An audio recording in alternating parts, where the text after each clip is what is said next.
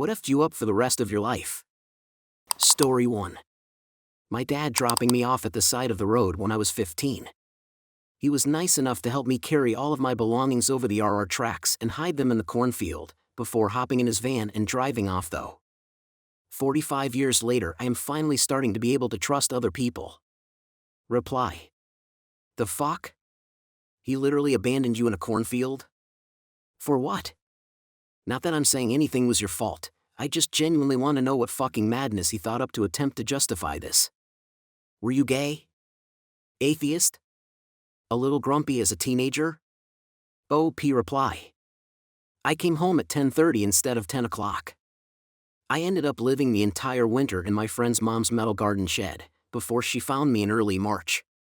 I later found out that he had reason to believe my mother had been unfaithful and he thought I was not his son. Before that incident, he had me arrested by the state police for 1 gram of weed, and I ended up spending the entire summer in pretrial detention and then a drug rehab, where they accused me of making up lies when I told them why I was there. When Dr. Cohen found out I wasn't lying to him, he said, "What the fuck is wrong with your parents?" Somehow or another I was still very financially successful and retired as a professional engineer. I just came to terms with all of this shit about a year ago though. Reply 2. Wow, that's so messed up. Did your mom try to help you? Once my stepfather kicked my half-brother out of the house when he was about 13. His crime? The neighbors offered to let him use their riding lawnmower to mow the lawn, so he used that instead of our push mower. I guess my stepdad thought that he was missing out on building character or something. He told him to get out and not come back. When my mom got home and found out what happened, she was furious. She combed the streets until she found him. That affected me, and I'm not even the person it happened to. Although, several years later, when I was briefly living at home after grad school didn't work out, he did try to kick me out for coming home late one day. When I'd gotten home, he'd taken all my stuff out of my room and it was in various stages of disarray, on the stairs, by the front yard, on the lawn. But I was older and more in control of my life. It's really traumatic dealing with a person like this when you're young and don't have any control. He felt a bit chagrined and helped me put all my stuff back in my room, but luckily I was able to just move out a few weeks later and never return. Story 2. We found my mom in the tub because she overdosed overnight and I tried to get in and get her out but couldn't. I was almost 12. Reply.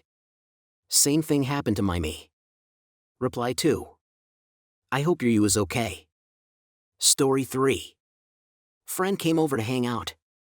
We got bored and decided to go to his place because he just got the new Xbox 360 for Christmas. His father must have not heard us come in, because 5 minutes later there was a very large bang from his parents' room. So I got to see what a head looks like after a 12 gauge goes off at point blank. Pretty rough for a 12-year-old. My poor friend had to stop going to school because of it. Reply.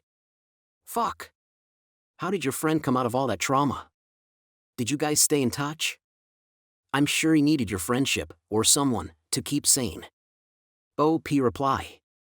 Him and his mom moved to Oklahoma a few months later. I tried staying in contact with him, but it didn't last. I know he was terribly depressed. I hope he got through it. Story 4. My daughter's death. I'll never be the same. I want my bubble back. Reply. Same. My girl was a baby.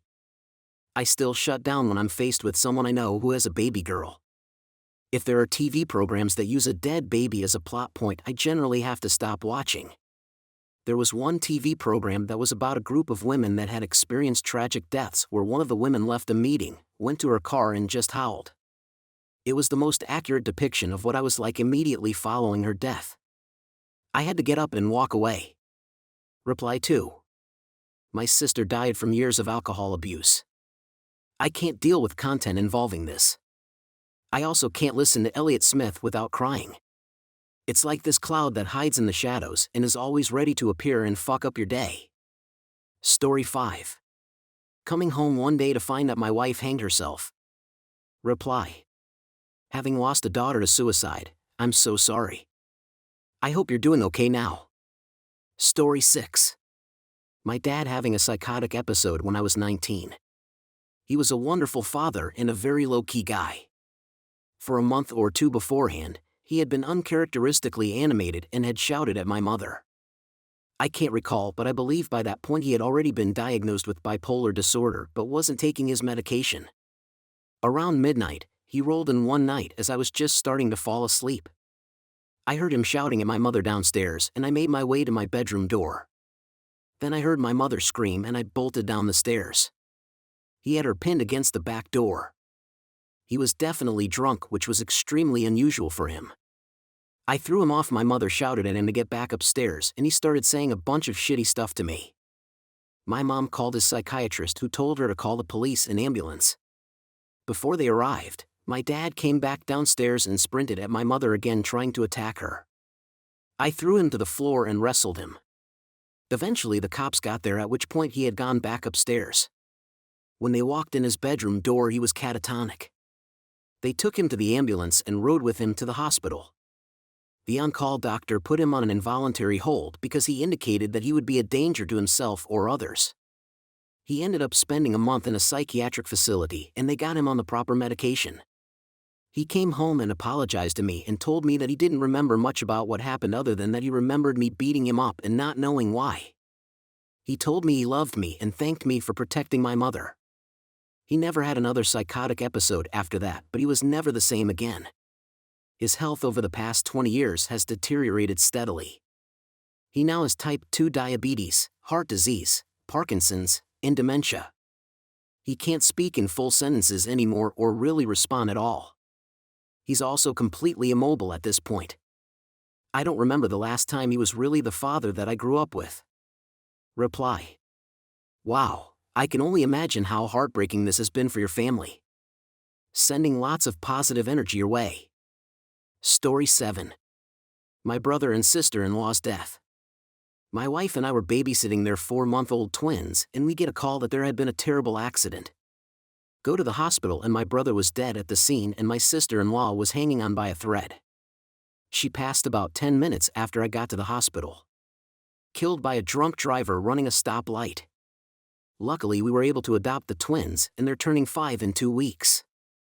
I'm still broken up about my siblings though, and I don't think it'll ever get better. Reply. This is what I fear most while driving. Minding my own business and some fucker comes fuck up my life. Reply 2. I lost my best friend of almost 20 years to a drunk driver last year. She was like my little sister. It's rough. Also, can we all agree to beat the shit out of people that drink and drive or say they are a good buzz driver? We need to end this shit. Story 8. Watching my mother lose her battle to cancer over a span of 4 years. Then being in the room when she took her final breath. I will never be the same. Reply. My mom had Huntington's disease and started showing signs when I was around 4, then slowly deteriorated until she died when I was 26. I arrived a few minutes after she died and her eyes were open. I will never forget that, but I know she's free from the pain and struggles. Reply 2. My grandfather passed away recently from cancer as well. He told me that, I can't lose this.